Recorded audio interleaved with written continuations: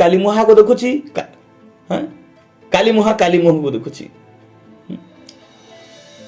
ଦିନ ରାତି ସେମାନେ ଚାଲୁଛି।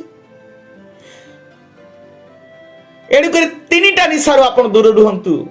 ଝିଅ ନିଶା, ଟଙ୍କା ନିଶା, ମଦ ନିଶା। ଏ ତିନିଟା ନିଶା ଗୋଟେ ବିଶ୍ୱାସୀର ଜୀବନକୁ ପତନ କରିଦିଏ, ମାଟିରେ ମିଶେଇ ଦିଏ, ପରିବାରରେ ଅଶାନ୍ତି ଆଣିଦିଏ। ଏଣୁକରି 2022 ଆପଣଙ୍କ ପାଇଁ ଏକ ଆଶୀର୍ବାଦର ବର୍ଷ ଅଟେ। ପ୍ରଭୁ କହିଛନ୍ତି ତୁମ୍ଭକୁ କୌଣସି ବିପଦ ଘଟିବ ନାହିଁ, କି ତୁମ୍ଭର ତମ୍ବୁକୁ କୌଣସି ମାରି ଆସିବ ନାହିଁ। ଆପଣ ଯଦି ପ୍ରଭୁରେ ଅଛନ୍ତି, କୌଣସି ମାରି ବା ଆପଣଙ୍କ ତମ୍ବୁକୁ ଆସିବ ନାହିଁ, କି ଆପଣଙ୍କୁ ସ୍ପର୍ଶ କରିପାରିବ ନାହିଁ।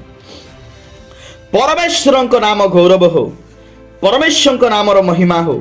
ମୋ ପ୍ରିୟ ମଣ୍ଡଳୀ, ପ୍ରିୟ ଈଶ୍ୱରଙ୍କର ଲୋକମାନେ, ପ୍ରଭୁ ଆମ ପ୍ରତ୍ୟେକଙ୍କୁ ଆଶୀର୍ବାଦ କରନ୍ତୁ।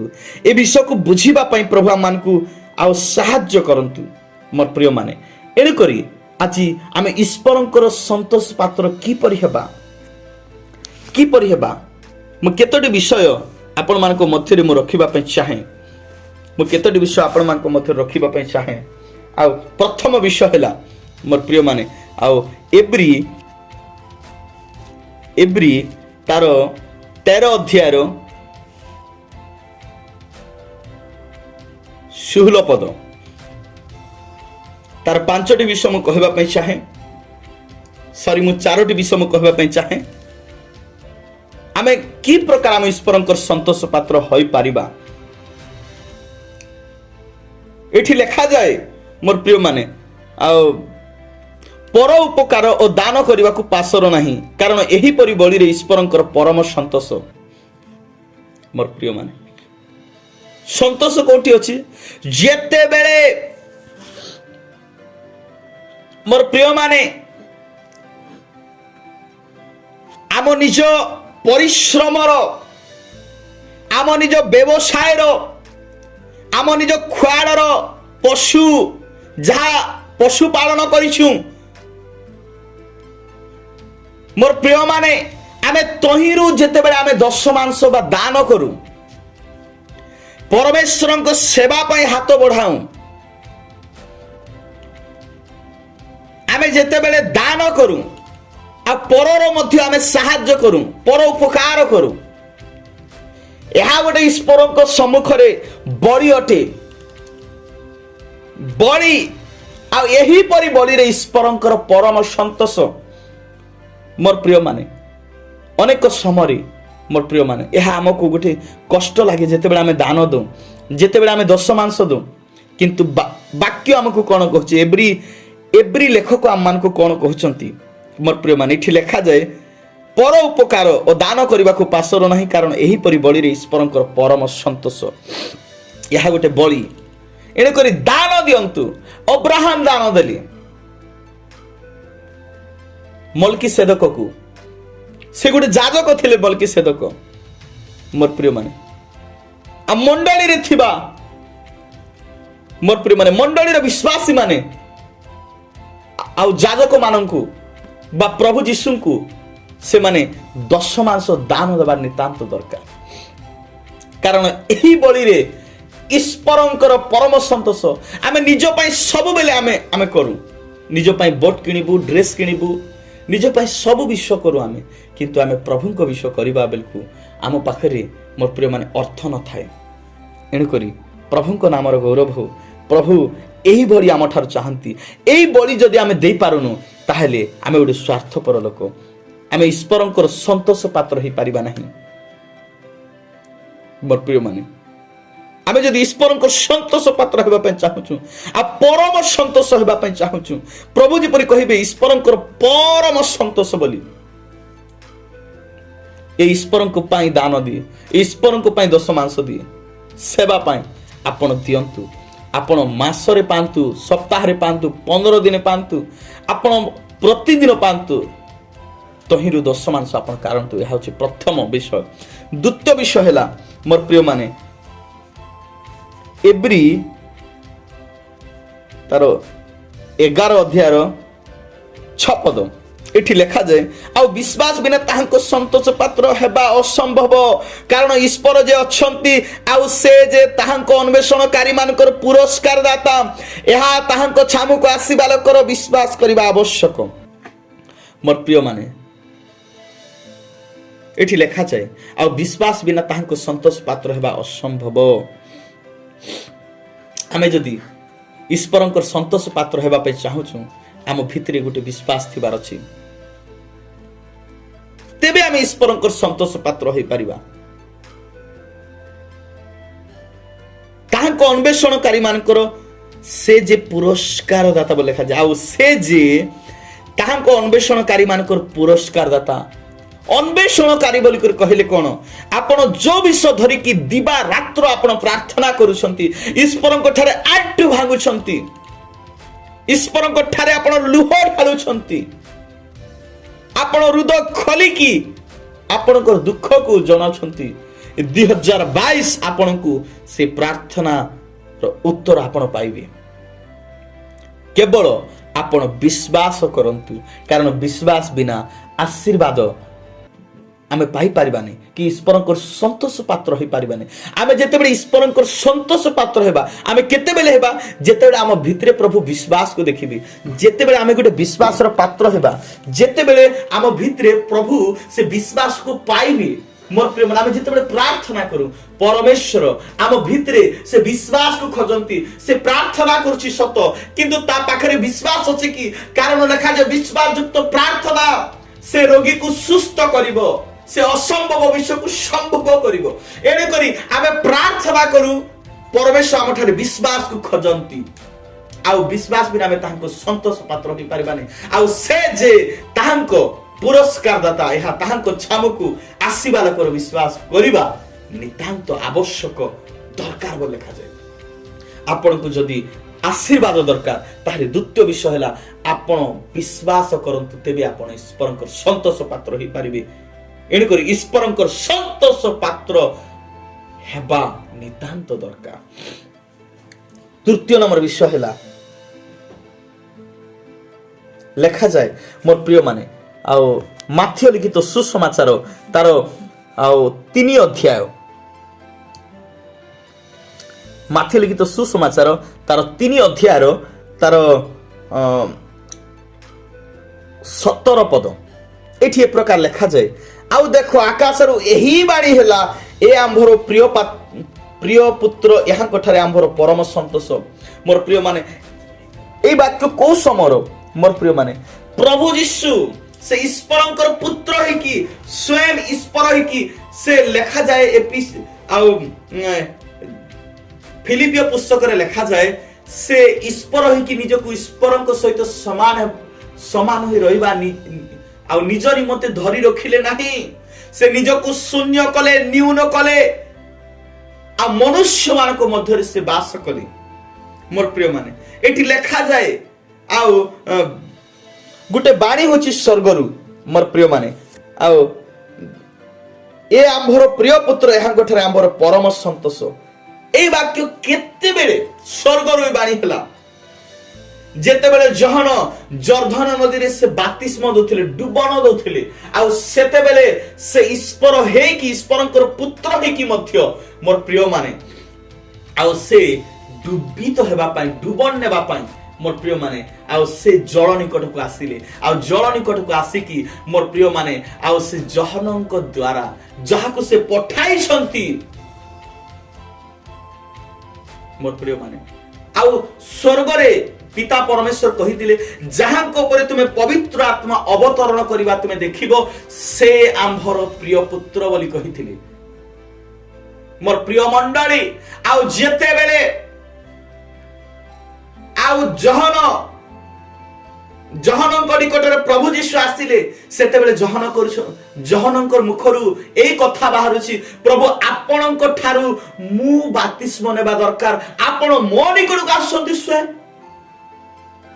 ପ୍ରଭୁ କହିଲେ ଏହି ପ୍ରକାର ଧର୍ମ କର୍ମ ସାଧନ କରିବା ଆମ୍ଭମାନଙ୍କର କର୍ତ୍ତବ୍ୟ। ଆଜି ଲୋକମାନେ ମୁକ୍ତି ପାଇବା ପାଇଁ ମୋର ପ୍ରିୟ ମାନେ କୋଉ ଗଙ୍ଗା ନଦୀ, କୋଉ কৈলাସନାଥ ଅନେକ, କିନ୍ତୁ ପାପ ସେମାନେ ଛାଡ଼ି ପାରୁନାହାନ୍ତି। ପାପର ଦାଗ ଲିଭେଇ ପାରୁନାହିଁ। ସେ ମୁଣ୍ଡର ବାଲ ଗଲେ ସୁଦ୍ଧା, ସେ କାବର ଧରି ଚାଲିଲେ ସୁଦ୍ଧା, ସେ ବଳି ଦେଲେ ସୁଦ୍ଧା, କୁକୁଡ଼ା ଚେମ୍ବରା ଛେଳି ଯାହା ବଳି ଦେଲେ ସୁଦ୍ଧା ପାପର ଦାଗ ଯାଇପାରୁନାହିଁ, ନିଶାର ଦାଗ ଯାଇପାରୁନାହିଁ, ଶାରୀରିକ ଅଭିଳାଷ ଯାଇପାରୁନାହିଁ, ଟଙ୍କା ଲୋଭ ଯାଇପାରୁନାହିଁ, 2-3ଟା ସ୍ତ୍ରୀ ବିବାହ ବାର୍ତ୍ତା ନିଶା ଯାଇପାରୁନାହିଁ। ଏହା କଣ ଦାଗ ମିଟିଛି କି? ଯଦି ଦାଗ ମିଟି ନାହିଁ ତାହେଲେ ଆପଣ ଈଶ୍ୱରଙ୍କ ସନ୍ତୋଷ ପାତ୍ର ହେଇପାରି ନାହାନ୍ତି। ଆଉ ଏଇ ଦାଗକୁ ମିଟିବାକୁ ହେଲେ ମୋର ପ୍ରିୟ ମାନେ ପିତା ପୁତ୍ର ପବିତ୍ର ଆତ୍ମାଙ୍କ ନାମରେ ଜଳରେ ଡୁବିତ ହେବା ପାଇଁ ପଡିବ। ଆଉ ପ୍ରଭୁ ଯୀଶୁ ଯେତେବେଳେ ଜଳରେ ଡୁବିତ ହେଲେ ଆକାଶ ଉନ୍ମୁକ୍ତ ହେଲା। ଆଉ ଆକାଶରୁ ଏଇ ବାଣୀ ହେଲା ମୋର ପ୍ରିୟ ମାନେ, ଆକାଶ ଉନ୍ମୁକ୍ତ ହେଲା ଆଉ ପବିତ୍ର ଆତ୍ମା କପଟ ରୂପରେ ପ୍ରଭୁଙ୍କ ଉପରେ ଆସିକି ଅବସ୍ଥାନ କଲେ। ଆଉ ଆକାଶରୁ ଏଇ ବାଣୀ ହେଲା, ଏ ହେଉଛି ଆମର ପ୍ରିୟ ପୁତ୍ର, ଏହାଙ୍କ ଠାରେ ଆମର ପରମ ସନ୍ତୋଷ। କେତେବେଳେ ପରମ ସନ୍ତୋଷ ବୋଲି ପରମେଶ୍ୱର କହିଲେ? ଯେତେବେଳେ ସେ ଜଳରୁ ଉଠିଲେ, ଯେତେବେଳେ ସେ ନିଜକୁ ନ୍ୟୁନ କଲେ, ଶୂନ୍ୟ କଲେ, ନମ୍ର କଲେ, ଆଜ୍ଞାବହ ହେଲେ। ଆଉ ଅନେକ ଆଜି ମୋର ପ୍ରିୟ ମାନେ ପାଳକ ମାନେ କହୁଛନ୍ତି, ସେବକ ମାନେ କହୁଛନ୍ତି, ବାବୁରେ ଭାଇ ଭଉଣୀ ମାନେ ଆପଣ ମାନଙ୍କର ବୟସ ହେଇଗଲା, ବାତିସ୍ମ ନିଅନ୍ତୁ। ନେଇ ସାର୍ ଏଇ ବର୍ଷ ନେବି, ନେଇ ସାର୍ ଆସନ୍ତା ବର୍ଷ ନେବି, ନେଇ ସାର୍ ଅମକ ବର୍ଷ ନେବି, ନେଇ ସାର୍ ଅମକ ମାସ ନେବି, ନେଇ ସାର୍ ଅମକ ସପ୍ତାହରେ ନେବି। ଏଇଭଳି କରି କରି କରି କରି ମୋର ପ୍ରିୟ ମାନେ ଆପଣ ଡେଟ୍ ଖସରେ ଚାଲିଛନ୍ତି। ଦିନ ବିତି ଚାଲିଛି, ମାସ ବର୍ଷ ବିତି ଚାଲିଛି, ଆପଣ ଈଶ୍ୱରଙ୍କ ସନ୍ତୋଷ ପାତ୍ର ହୋଇପାରୁନାହାନ୍ତି। ଆପଣ ଯଦି ଈଶ୍ୱରଙ୍କ ସନ୍ତୋଷ ପାତ୍ର ହେବା ପାଇଁ ଚାହାନ୍ତି ତାହେଲେ ମୋର ପ୍ରିୟ ମାନେ ଆପଣ ମୋର ପ୍ରିୟ ମାନେ ପରମେଶ୍ୱରଙ୍କ ଇଚ୍ଛାକୁ ସାଧନ କରନ୍ତୁ ମୋର ପ୍ରିୟ ମାନେ, ତେବେ ଆପଣ ଈଶ୍ୱରଙ୍କ ସନ୍ତୋଷ ପାତ୍ର ହେଇପାରିବେ। ଏଣୁକରି ମୋର ପ୍ରିୟ ମାନେ ଏଇ ବର୍ଷ ନେବି, ଆସନ୍ତା ବର୍ଷ ନେବି, ଏଇ କଥା ଛାଣନ୍ତୁ। ଆପଣ ଡୁବ ନିଅନ୍ତୁ। ଯେ ବିଶ୍ୱାସ କରି ଜଳରୁ ଡୁବିତ ହେଲେ ସେ ପରିତ୍ରାଣ ପାଇବ ଲେଖାଯାଏ, କିନ୍ତୁ ଯେ ଅବିଶ୍ୱାସ କରେ ସେ ଦଣ୍ଡାଜ୍ଞା ପାଇବ ମୋର ପ୍ରିୟ ମାନେ। ଏଣୁକରି ଆଜି ଅନେକ ମଣ୍ଡଳୀରେ ଯୁବା ଯୁବତୀ ପୁଅ ଝିଅ ମାନେ ବିବାହ ହେବା ପାଇଁ ବାପ୍ତିସ୍ମ ନେଉଛନ୍ତି।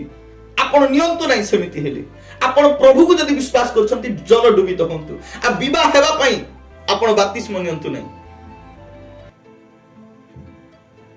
କୋ ଟୋକି ଗୋଟେ ସୁନ୍ଦରୀ ଦେଖାଗଲା ତା ପାଇଁ ବୋଲି ଆପଣ ଡୁବନ ନେବେ? ଆପଣ ଉଦ୍ଧାରକର୍ତ୍ତାଙ୍କ ପାଇଁ ଡୁବନ ନିଅନ୍ତୁ। ଯୋଉ ଯୀଶୁଙ୍କୁ ଆପଣ ବିଶ୍ୱାସ କରୁଛନ୍ତି ସେଇ ସୁନ୍ଦରୀ ଟୋକି ପାଇଁ ଆପଣ ନିଅନ୍ତୁ ନାହିଁ। ତେବେ ଆପଣଙ୍କ ଉପରେ ପବିତ୍ର ଆତ୍ମା ଅବତରଣ କରିବି। କାରଣ ବାପ୍ତିସ୍ମ ଗୋଟେ ସାଧାରଣ ବିଷୟ ନୁହେଁ। ଜହନ କହିଲେ ମୁଁ ତୁମକୁ ମନ ପରିବର୍ତ୍ତନର ବାପ୍ତିସ୍ମ ଦଉଛି, କିନ୍ତୁ ଯିଏ ମୋ ଉତ୍ତରେ ଆସିବେ ସେ ତୁମମାନଙ୍କୁ ଆତ୍ମା ଏବଂ ଆତ୍ମା ଆଉ ଅଗ୍ନିରେ ବାପ୍ତିସ୍ମ ଦେବେ। ବାପ୍ତିସ୍ମର 3ଟି ରୂପରେଖ ଅଛି ମୋର ପ୍ରିୟ ମାନେ। ଏଣୁକରି ପରମେଶ୍ୱରଙ୍କ ନାମର ଗୌରବ ହଉ ମୋର ପ୍ରିୟ ମାନେ।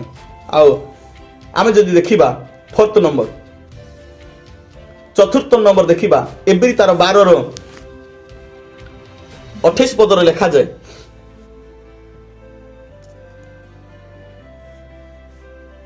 ଏବ୍ରୀ 12-28 ପଦରେ ଲେଖାଯାଏ। ଏଠି କଣ ଲେଖା ଅଛି? ଅତଏବ ଅଟଳ ରାଜ୍ୟ ପ୍ରାପ୍ତ ହେବାରୁ ଆସ, ଆମେ ମାନେ କୃତଜ୍ଞ ହୋଇ ଭୟ ଓ ଭକ୍ତି ସହକାରେ ଈଶ୍ୱରଙ୍କ ସନ୍ତୋଷଜନକ ଉପାସନା କରୁ। ମୋର ପ୍ରିୟ ମାନେ ଆଜି ଆମେ କି ପ୍ରକାର ଗୀତ ଗାଉଛୁ? ମୋର ପ୍ରିୟ ମାନେ ଆମ ଗୀତରେ କି ଢଙ୍ଗ ରଙ୍ଗ ରହୁଛି? କିଏ ତ କୋଉ ଝିଅ ପାଇଁ ଗୀତ ଗାଉଛି, କିଏ ତ କୋଉ ପୁଅ ପାଇଁ ଗୀତ ଗାଉଛି। ଆପଣ ଈଶ୍ୱରଙ୍କର ସନ୍ତୋଷଜନକ ଗୀତ ଗାଆନ୍ତୁ। ମନକୁ ଛୁଇଁଲା ପରି, ମନକୁ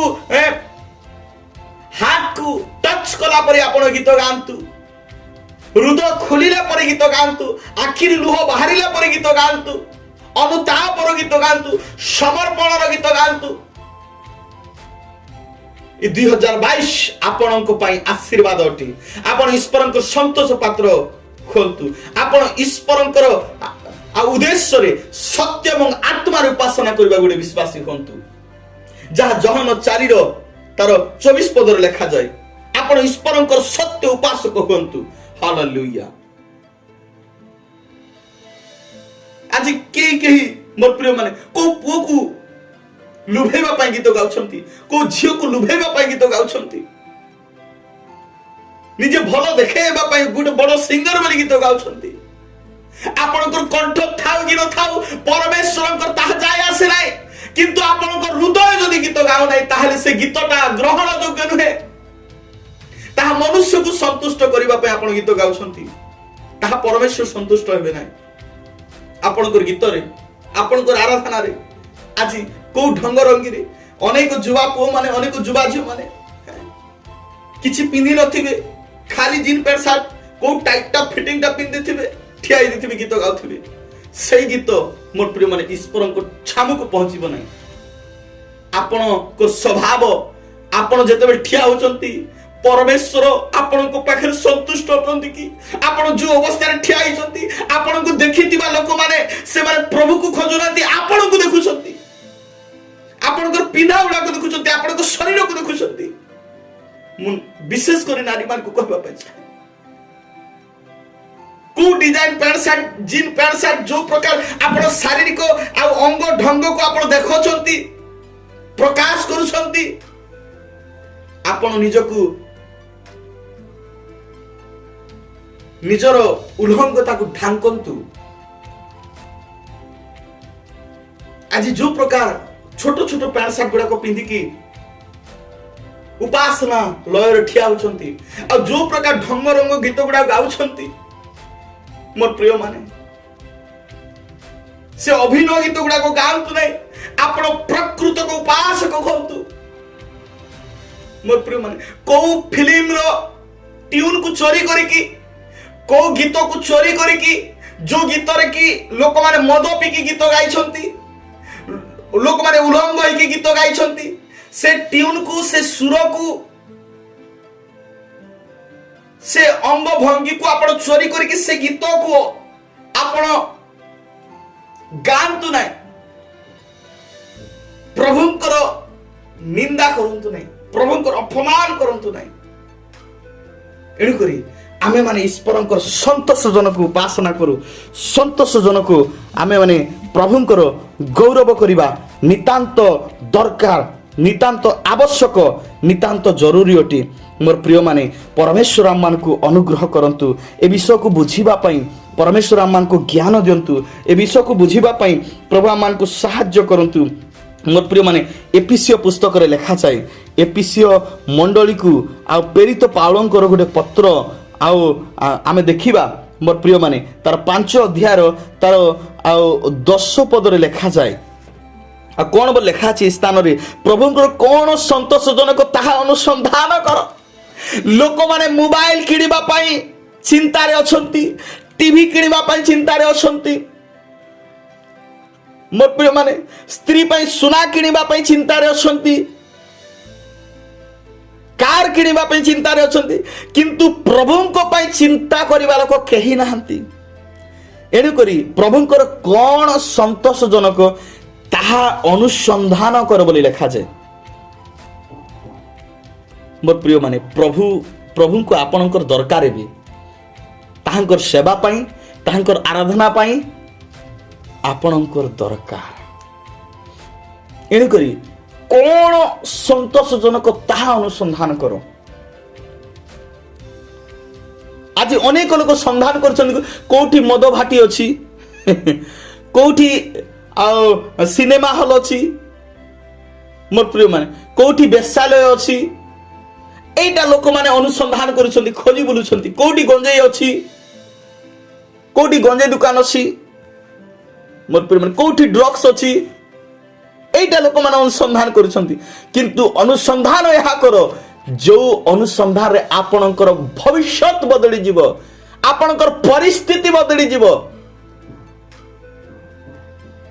ଆପଣ ଗୋଟେ ଖାସିକି ଗୋଟେ ଛେଳି ଗୋଟେ ନେଇକି ଆପଣ କୋଉ ବଣ ଭୋଜିକୁ ପଳେଇ କରି ଆପଣ ଆଉ କାଟାକଟି କରିକି ଆପଣ ଖିଆ ପିଆ କରିକି ମଦ ମଦି ପିଇକି ଆପଣ ପଳେଇ ଆସିଲେ, ଆପଣ ନ୍ୟୁ ଇୟରକୁ ଆପଣ ୱେଲକମ୍ କରିଦେଲେ, କଣ ହେଇଗଲା?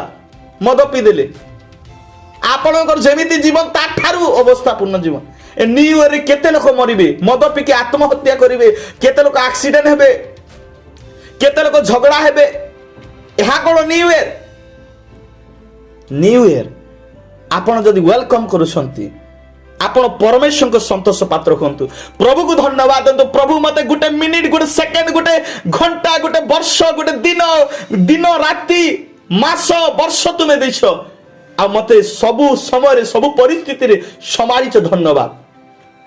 ପ୍ରଭୁଙ୍କର କ'ଣ ସନ୍ତୋଷଜନକ ତାହା ଅନୁସନ୍ଧାନ କର। କୋଉଠି ଉପାସନା ହଉଛି ମୁଁ ସେଇଠି ଯାଇକି ବସିବି, କୋଉଠି ବାକ୍ୟ ପ୍ରଚାର ହଉଛି ମୁଁ ସେ ବାକ୍ୟ ଟିକେ ଶୁଣିବି, ଏହା ଅନୁସନ୍ଧାନ କର। କେବେ ମୁଁ ଆଉ ଟିକେ ଉପବାସ ରବି, ଏ ସପ୍ତାହରେ ମୁଁ ଉପବାସ ରବି, ତାହା ଅନୁସନ୍ଧାନ କର।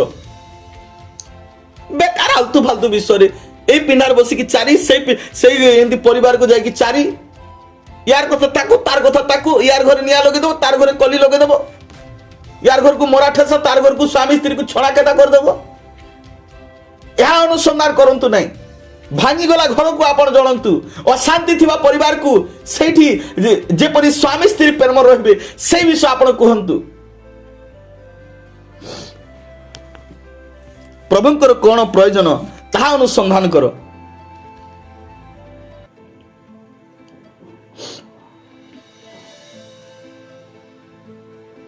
ମୋର ପ୍ରିୟ ମାନେ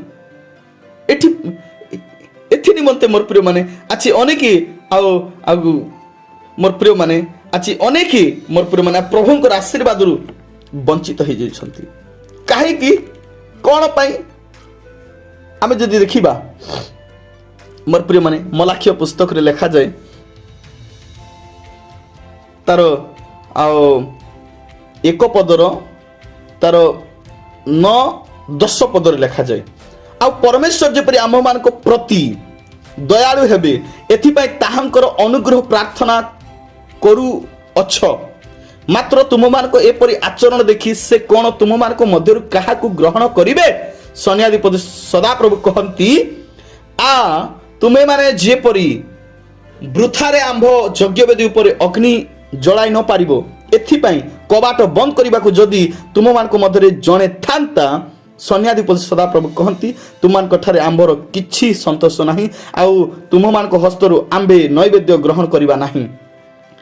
ଏପରି ଅନେକ ବିଶ୍ୱାସୀ ମାନେ ମୋର ପ୍ରିୟ ମାନେ ଆଜି ପ୍ରଭୁକୁ ଜାଣିକି ମଧ୍ୟ ନିଜ ହୃଦୟରେ ତାଙ୍କ ଆଉ ଈଶ୍ୱରଙ୍କ ଆଉ ଲୋକମାନଙ୍କ ପ୍ରତି ବା ଈଶ୍ୱରଙ୍କ ଦାସମାନଙ୍କ ପ୍ରତି ବା ଈଶ୍ୱରଙ୍କର ଆଉ ସେବକମାନଙ୍କ ପ୍ରତି ସେମାନେ ମୋର ପ୍ରିୟ ମାନେ ଆଜି ଆଉ ଦୟା, ପ୍ରଭୁ କହିଲେ ଯେ ମୋର ଦାସକୁ ଦାସ ବୋଲି ଜାଣି ଗୋଟେ ଗିଲାସ ପାଣି ଦେବ, ସେ ଆଶୀର୍ବାଦ ହରେବନି। ମୋର ପ୍ରିୟ ମାନେ ଏଠି ଲେଖାଯାଏ ମୋର ପ୍ରିୟ ମାନେ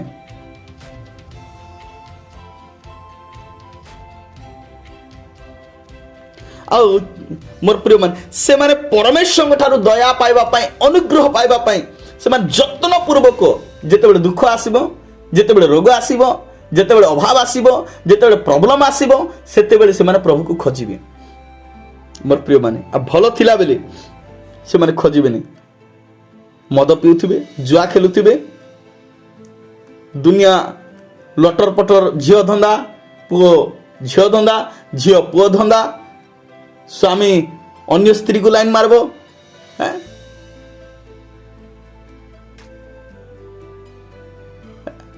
ତା ସ୍ତ୍ରୀ ଅନ୍ୟ ସ୍ୱାମୀ ଆଉ ଅନ୍ୟ ଲୋକର ସ୍ୱାମୀ ସହିତ ଫେରାର ହେଇଯିବ। এইଭଳି ମୋର ପ୍ରିୟ ମାନେ ଆଉ ପ୍ରଭୁ କହିଛନ୍ତି, ତୁମ୍ଭମାନଙ୍କର ଆଚରଣ ଦେଖି ସେ କ'ଣ ତୁମମାନଙ୍କ ମଧ୍ୟରୁ କାହାକୁ ଗ୍ରହଣ କରିବେ? ତୁମମାନଙ୍କର ଯେଉଁ ସ୍ୱଭାବ, ଯେଉଁ ଆଚରଣ ଅଛି, ଖଇନି ଖାଇବା ଛାଣିନ, ମଦ ପିଇବା ଛାଣିଲ, 2 ଅକ୍ଷରୀ ଭାଷା କହିବା ଛାଣିନ, ଏଣୁକରି ତୁମମାନଙ୍କର ସବୁ ଉପାସନା, ସବୁ ତୁମମାନଙ୍କର ଯାହା ତୁମେ ପୁଟି ପୁଟି ଗୀତ ଗାଅ, ପୁଟି ପୁଟି ପ୍ରାର୍ଥନା କର, ସେ ଫାରସୀ ପରି। ପ୍ରଭୁ କହିବେ ସେ ଲୋକନୁ ଏ ଲୋକ ଧାର୍ମିକ ହୋଇ ଚାଲିଗଲା। ସେ ଫାରସୀ ଆସି କ'ଣ ବୋଲି କହିଲା? କରଗ୍ରାହୀ ଏବଂ ଫାରସୀ କରି ପ୍ରାର୍ଥନା କଲି। ମୋର ପ୍ରିୟ ମାନେ ଫାରସୀ ସେ ଠିଆ ହେଇକି ଏହି ପ୍ରକାର ପ୍ରାର୍ଥନା କଲା, ହେ ପ୍ରଭୁ ମୁଁ ତୁମକୁ ଧନ୍ୟବାଦ ଦିଏ, ମୁଁ ଏହି ବ୍ୟଭିଚାରୀ, ଏହି ଅତ୍ୟାଚାରୀ, ଏହି କରଗ୍ରାହୀ ପରି ମୁଁ ନୁହେଁ। ମୁଁ ସପ୍ତାହରେ 2 ଦିନ ଉପବାସ କରେ, ମୁଁ 10 ମାଂସ ଦିଏ। ପ୍ରଭୁ କହିଲେ ତୋର ସବୁ କଥା ବେକାର। ମୋର ପ୍ରିୟ ମାନେ ଆମର କଥା ଖାଲି ବଡ଼ ବଡ଼, ଆମର କାମଟା ଛୋଟ। ମୋର ପ୍ରିୟ ମାନେ ସେ ପ୍ରକାର ନ ହଉ। ପ୍ରଭୁ କହୁଛନ୍ତି, ଆଉ ଏଠି ଲେଖାଯାଏ ଆମେ ଦେଖୁଛୁ ମୋର ପ୍ରିୟ ମାନେ ପ୍ରଭୁ ତାର ଆଉ ଯେତେ ନୈବେଦ୍ୟ ଦେଇଥିଲା ପ୍ରଭୁ ସବୁ କାଟି ଦେଇଥିବେ। ମୁଁ ଯାହା ଭାବୁଛି ସବୁ କାଟି ଦେଇଥିବେ। କାରଣ ସେ ହୃଦୟରୁ ସେ ଦାନ ଦେଇ ନଥିବ,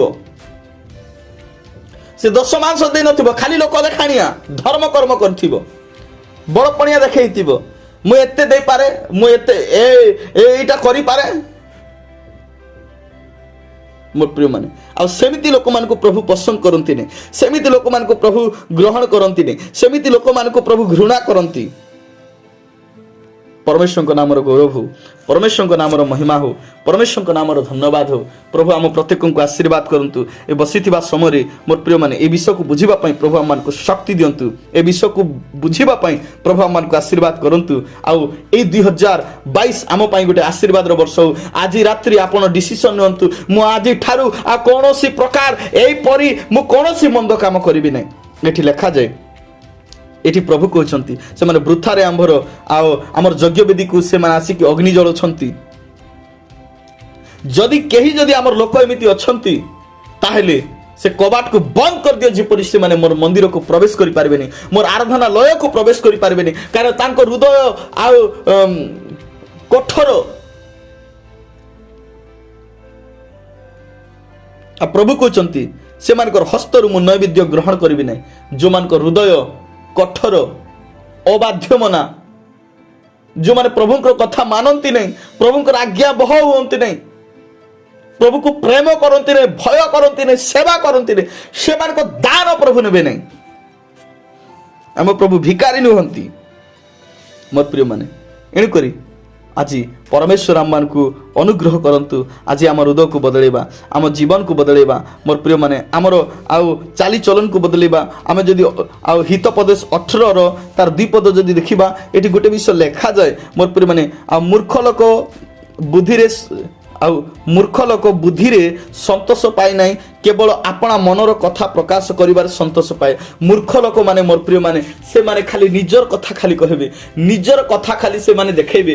मोर प्रिय माने किंतु अन्य लोकर बुद्धि नहीं।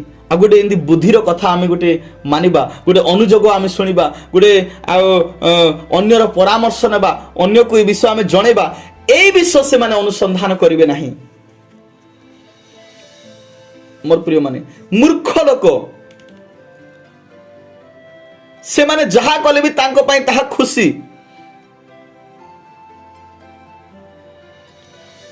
आउ से जहा करे ताकू ताहा संतोष लागे।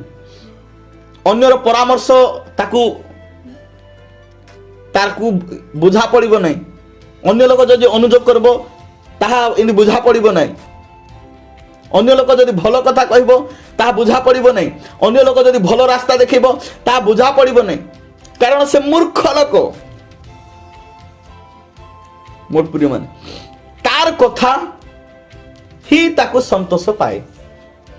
ए करी मूर्ख लोक मानकू कोन बुझिबो? एणिक लेखा जे मूर्ख लोक बुद्धि रे संतोष पाए नै, केवल आपना मनर कथा प्रकाश करिवार संतोष पाए। अन्यर कथा को से सुनिबो नै, अन्यर कथा को मानिबो नै। मोर प्रिय माने एणु करी परमेश्वर आम मान को दया करंतु, अनुग्रह करंतु। मोर प्रिय माने आमे आमे परमेश्वरंकर आज्ञा बहेबा, परमेश्वरंकर कथा को मानिबा, परमेश्वरंकर इच्छा रे आमे चलिबा।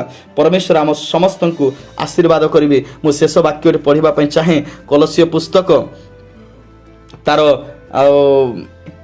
1 अध्याय 19 पद। एठी ए प्रकार लिखा जाए, कारण ईश्वरंकर संतोष हैला जे ताहांक ठारे समस्त पूर्णता वास करू। मोर प्रिय माने आउ परमेश्वर आउ निजर पुत्र को मोर प्रिय माने आउ से जेतेबेले आज्ञा बहेली, नम्र कले निजको, शून्य कले निजको, न्यून कले निजको, परमेश्वर से आउ कहउछंती जे ईश्वरंकर संतोष हैला जे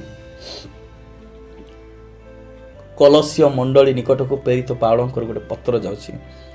परमेश्वर निजर पुत्र को से देखिले जे प्रकृत रे मोर संतोष पात्र।